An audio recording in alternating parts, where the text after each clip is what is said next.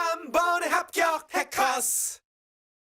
안녕하십니까. 자, 이번 시간은 지방직 9급 2023년 건축계획 여러분들과 진행해보도록 하겠습니다. 자, 우리 국가직이 조금 어려웠었는데, 네, 다시 페이스를 찾았죠. 그 건축계획이 다시 건축계획 본연의 어떤 형태로 출제가 됐습니다. 그러니까 좀 난이도가 조금 낮아졌다는 얘기죠. 네, 국가직 좀 어려웠어요. 자, 1번 문제부터 같이 한번 보도록 하겠습니다. 자, 박물관의 특수전시기법에 대한 설명으로 옳지 않은 것은 기본형 문제였고요. 영상전시, 현물을 직접 전시할 수 없는 경우나 오브제, 즉 사물이죠. 자, 오브제 전시만의 한계를 극복하기 위해 사용한다. 그 다음에 2번, 하모니카 전시, 하모니카의 흡입구처럼 동일한 공간을 연속하여 배치. 3번, 파노라마 전시, 연속적인 주제를 정경으로 펼치도록 연출한다. 4번, 디오라마 전시죠. 자, 2차원적인 매체 활용하여 입체감의 현장감보다는 전시물의 군집 배치 초점 맞춘다? 아니죠. 완전히 이제 이론적인 내용이 틀려있죠.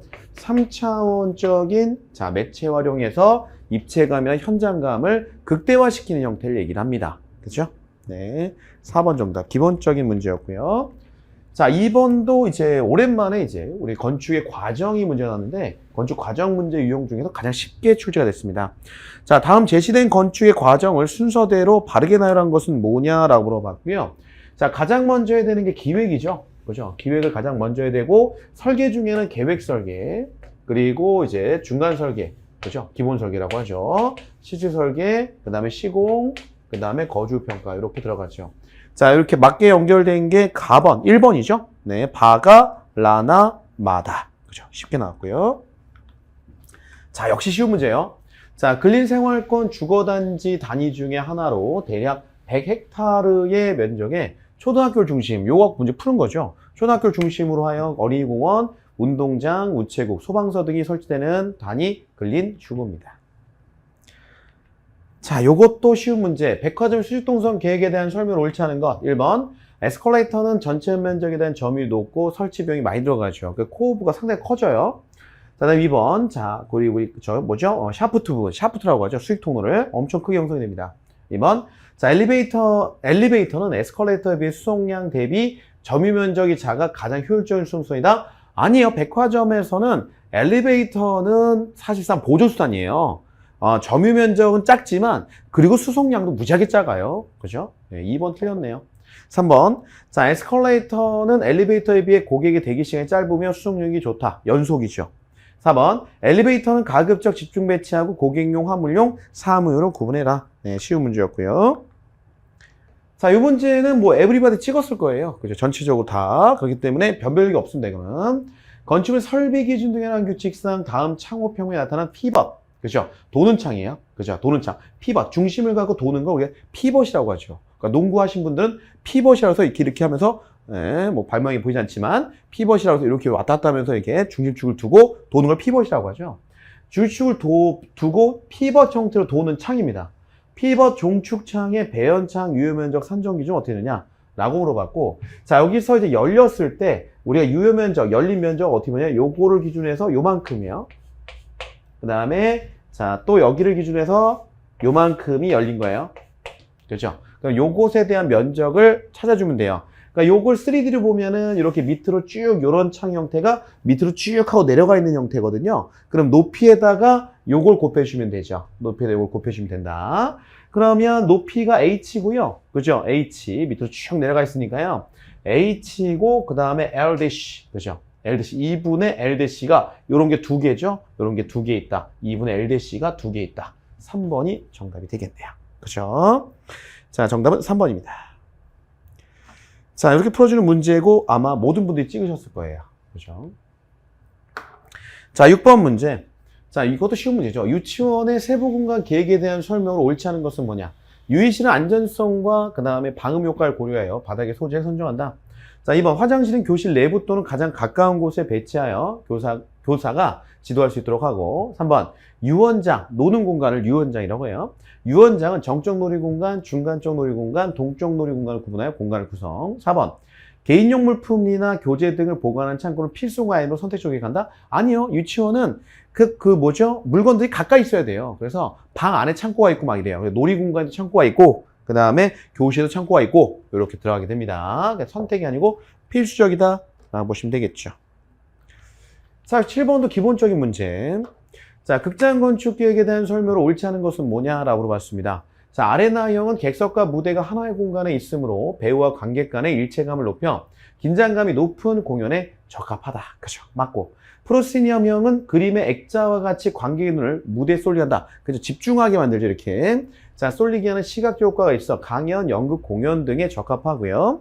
자, 플라이 갤러리는 그리드 아이언에 올라가는 계단과 연결되며 무대 주위에 벽에 6에서 9m 높이로 설치되는 좁은 통로. 4번, 사이클로라마는 무대 천장 밑에 철골을 촘촘히 깔아 자, 바닥을 형성하여 무대 배경이나 조명기구 또는 음향 반사판 등을 매달 수 있게 하는 장치다. 자, 사이클로라마는 무대 배경용 벽이에요. 무대 배경벽의 배경용 벽. 그죠? 완전 틀렸죠? 무대 배경용 벽을 얘기를 하는 거고, 지금 여기에 대한 설명, 4번에 대한 설명은 뭐냐면 그리드 아이언 설명이고요. 그리드 아이언. 정답 4번이요. 자, 그 다음에 8번. 요 법규 문제고 도시 재생 관련 문제죠. 자, 도시 및 주거환경정비법상 이 법에서 정한 절차에 따라 도시 기능을 회복하기 위해 정비구역에서 정비 기반 시설을 정비하거나 주택 등 건축물 개량 또는 건설은 정비사업에 해당하지 않는 것. 정비사업 딱 3가지입니다.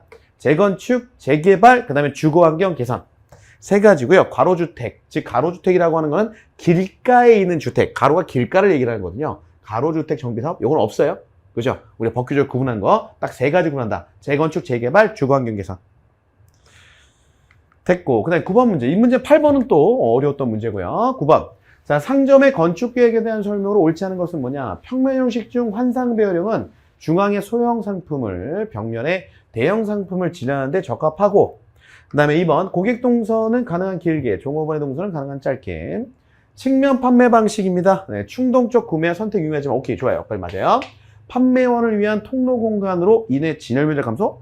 통로 공간에 뭐가 필요해요? 그죠? 판매원을 위한 통로 공간은 어디? 대면 판매에 필요한 거잖아요. 대면 판매 방식에 필요한 것이다. 3번 정답. 4번. 매장 계획 시 고객을 감시하기 쉬우나 고객이 감시받고 있다는 인상을 주지 않도록 하는 게 좋겠다. 자, 이것도 쉬운 문제고요. 10번. 이것도 쉬운 문제입니다. 자, 교육시설의 건축 계획에 대한 설명으로 옳지 않은 것. 과학교실은 실험 실습을 위한 전기, 가스, 급배수 설비를 갖춘다. 2번. 미술실은 실내가 균일한 밝기 조도를 유지할 수 있도록 배치. 3번. 음악실은 적당한 잔향 시간 유지. 4번. 도서실은 학교의 모든 곳으로부터 접근이 편리한 수 있도록 배치하고 다른 사람들이 활용이 편리하게 하려면 자, 폐가식은 우리가 책이 완전히 다른 곳에 있는 거예요. 책을 읽을 수가 없어요. 그죠? 그래서 전면적으로 열람실과 책이 같은 위치에 들어가 있는 개가식으로 하는 게 훨씬 활용도가 높겠죠. 자, 4번 정답 되고요. 자, 11번. 요것도 어려웠던 문제. 요것도 아마 많이 찍으셨을 거예요. 자, 실내공기질 관리법 영상. 자, 다중이용 시설의 실내공기질에 대해서는 공기오염물질에 따라 자, 유지기준과 권고기준을 구분한다. 다음 중 유지기준, 의무기준이에요. 의무기준, 유지기준은 유지기준 항목인 공기오염물질만을 모두 고르면 어떻게 되느냐라고 물어봤죠.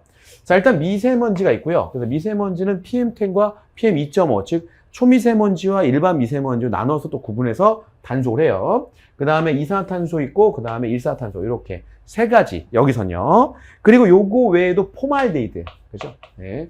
포말데이드, 이거 뭐, 그죠? 예전에 세집주군, 이렇게 어떤 거. 포말데이드, 그 다음에 총부유세균. 요게 곰팡이에요. 곰팡이. 보통 결로가 나는 곳에 가면 여기 부유세균이 있어요. 그래서 요게 이제 유지기준 항목이 된다. 그래서 여기서는 기역, 니은, 비읍이 되겠네요. 어려운 문제였고요. 자, 그 다음에 12번 문제. 요거는 이제 변별력, 이런 문제가 변별력 있는 거지. 공부를 디테일하게 한 사람 푼 거고, 안 그런 사람은 틀린 거고요. 자, 12번. 건축법상 건축물의 높이를 1조 등의 확보를 위하여 정북 방향의 인접대지 경계선으로부터의 거리에 따라 대통령령으로 정하는 높이 이하로 하여하는 지역만을 모두 고른 건 어떻게 되냐. 그러니까 정북사선 제한이잖아요. 그죠? 네, 정북사선 제한. 정북사선 제한에 대한 내용이고, 정북사선 제한은 주택에만 해당돼요. 주거 건물. 근데 주거 건물인데 어떤 주거냐면 전용 주거 지역하고 전용 주거 지역, 그 다음에 일반 주거 지역. 일반 주거 지역에 해당돼요. 그러니까 준주거 지역은 해당이 없어요. 전용 주거 지역의 1, 2종, 그 다음에 일반 주거 지역의 1, 2, 3종에 해당됩니다. 여기는 정북사선 지방, 북쪽에다가 집을 지으려면 깎아줘야 돼요. 그죠? 깎아줘야 됩니다. 정답은 그래서 제1종 전용 주거 지역, 제3종 일반 주거 지역, 기억, 니은 2번 정답 되겠네요. 됐고, 자, 그 다음에 13번 문제. 자, 사무소의 건축 계획에 대한 설명으로 옳지 않은 것은 뭐냐라고 물어봤습니다. 1번. 자, 코어의 종류에는 편심 코어형, 그 다음에 중앙, 중심 코어형, 그 다음에 독립 코어형, 양단 코어형이 있다. 오케이. 자, 코어는 내력 구조체의 기능을 수행하여 건물의 구조적 안전성 증대. 자, 3번. 오피스 랜드스케이핑은 개방식의 배치 형태. 뻥 띄인 거죠. 자, 업무 환경의 변화에 따라 공간을 조정할 수 있고요.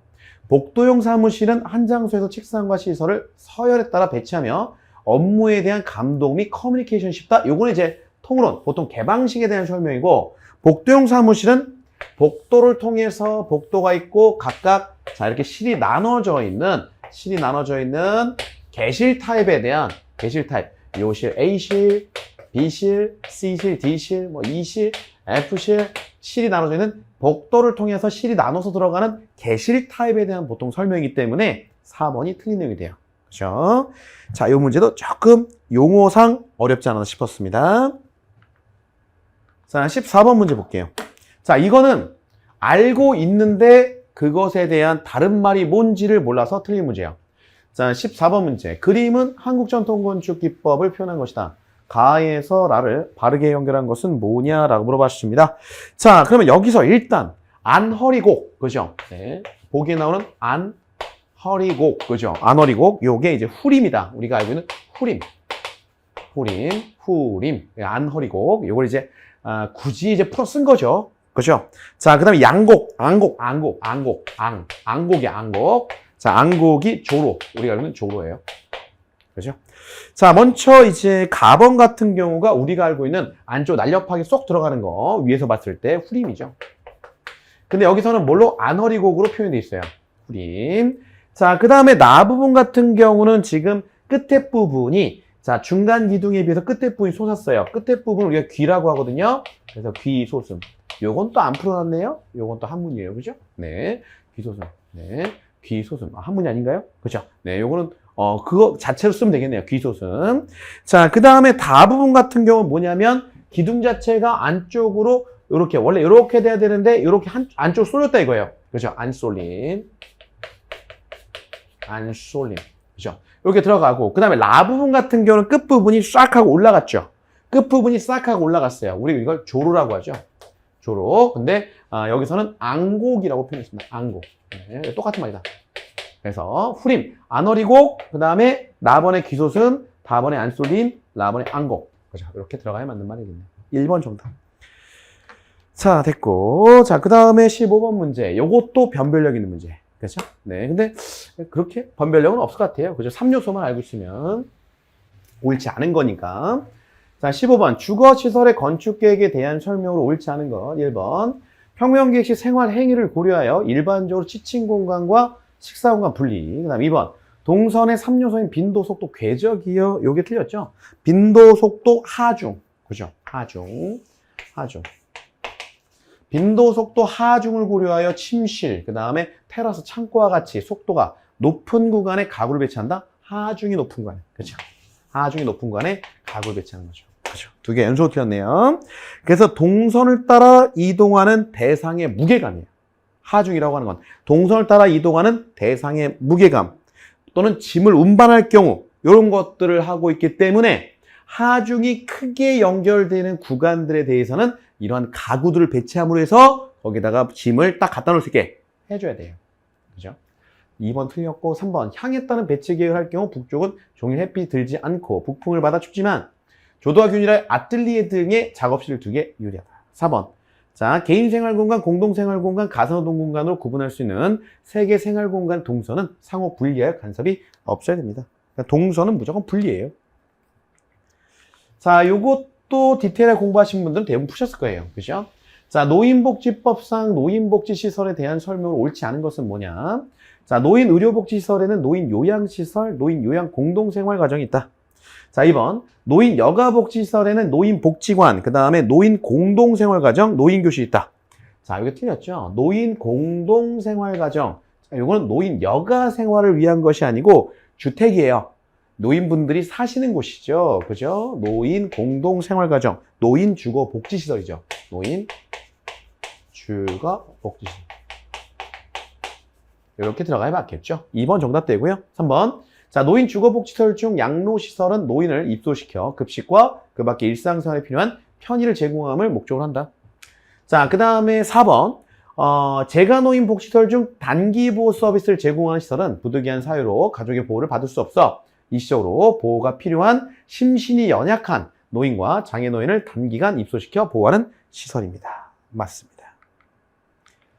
자, 이것도 약간 헷갈릴 것 같아요. 17번 문제. 자, 다음에 설명하는 덕트의 배치 방식은 어떻게 되냐? 가장 간단한 방식으로 시설비가 저렴하다, 덕트 스페이스가 작다. 논란이 되는 문제죠. 그죠?